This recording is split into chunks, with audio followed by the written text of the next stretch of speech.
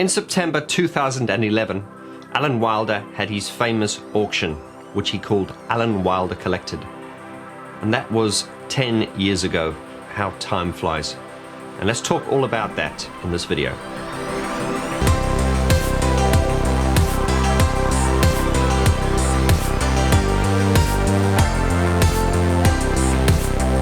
Hello and welcome to Piano and Keyboard Artist, where we discuss the artists related to pianos, keyboards and synthesizers.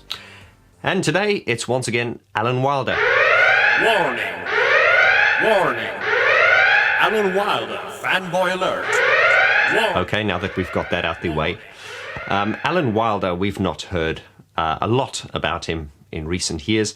Now, 2010 was an interesting time for Alan Wilder because he was just promoting, new Recoil material, and he did a world tour back in 2010, A Strange Hour. It took him to Eastern Europe, North America, South America, and we'll talk about that at the end of the video because if you were at one of those concerts, I would like you to reach out to me.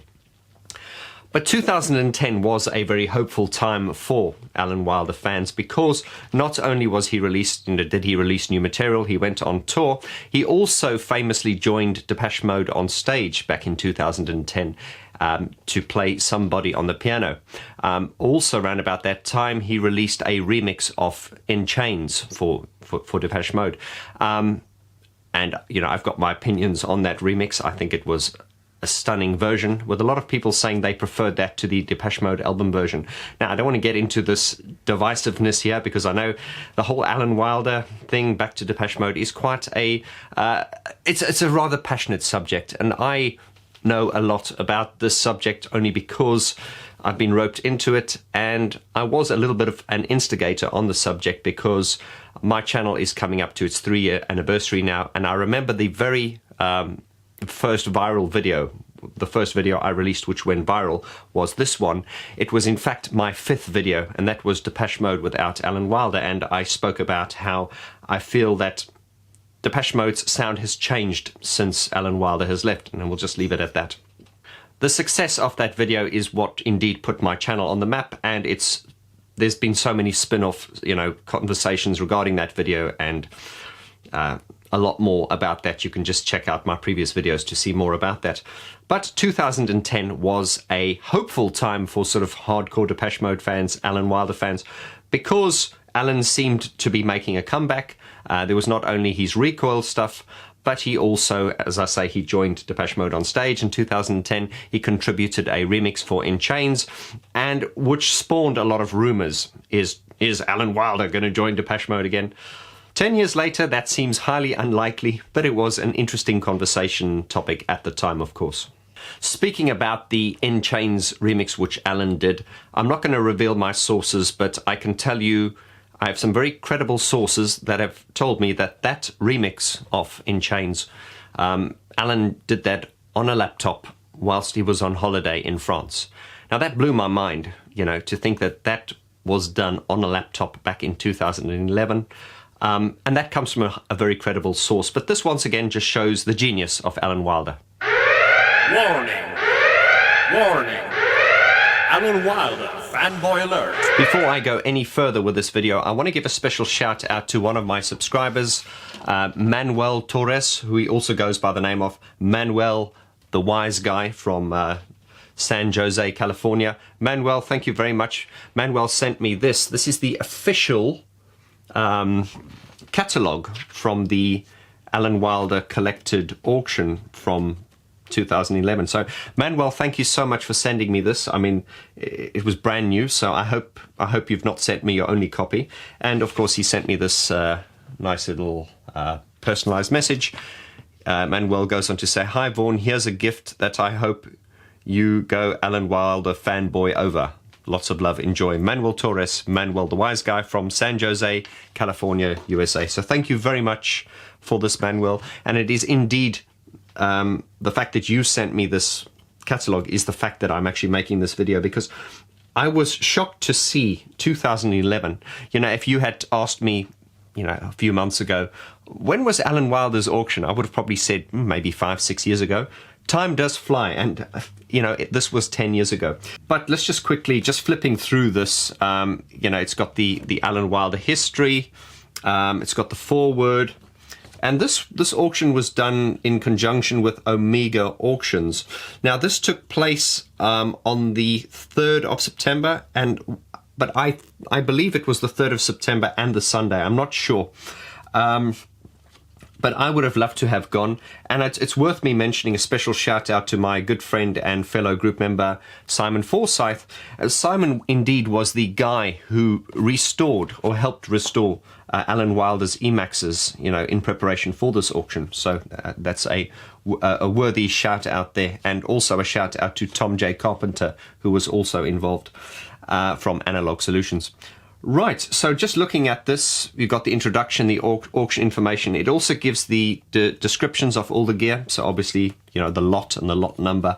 And just as you flick through it, I'm just going to have a look what we've got here. So yeah, you look at these 2 pages here. It's pictures of all the gear. And it's so iconic, especially for a fanboy like myself. Just seeing... here he's selling an Emax 2, which would probably been from his devotional tour. He also sold the emulator, the old emulator 2, which I don't know if that's the exact one that he used in the Live in Hamburg concert. But it is fascinating to see floppy disks. Something that really intrigued me about this auction was the fact that he had a lot of gear from, for instance, he has Martin Gore's Gretsch guitar here. I don't know if you can see that. That's the it's like a lime green Gretsch guitar, and I don't know if that's it looks like the one that Martin was playing in 101. The point I'm trying to make is, why did Alan end up with all the gear? Was he like the guy who kept all the gear? Because he's got loads of gear here. Oh yeah, I'm recognizing some classical pieces here. He sold a Steinway piano. Looking here, this is the old Supernova from. I remember selling those when I worked in a music retail store. Of course, there's the iconic Yamaha drum kit with the Zildjian cymbals that he used on the devotional tour. And loads of bits and pieces, first pressings, test pressings, discs, CDs. Interesting. And also, if you flip to here, you can see he was also selling some of his jackets and, some of his clothing. So, indeed, this is something I want to ask you at the end of the video. Were you at the auction, and did you buy did you buy anything? And if you did, it would be lovely to connect with you. I think this is so interesting how you've, if you've owned anything from here, you've definitely tapped into a bit of history. But yeah, this looked like a lot of fun. I wished I went. I never went at the time. Loads of things, T-shirts, all kinds of iconic memorabilia. But there's nothing here that is novelty. Everything is kind of like, I think for you as a fan to get your hold on a test pressing.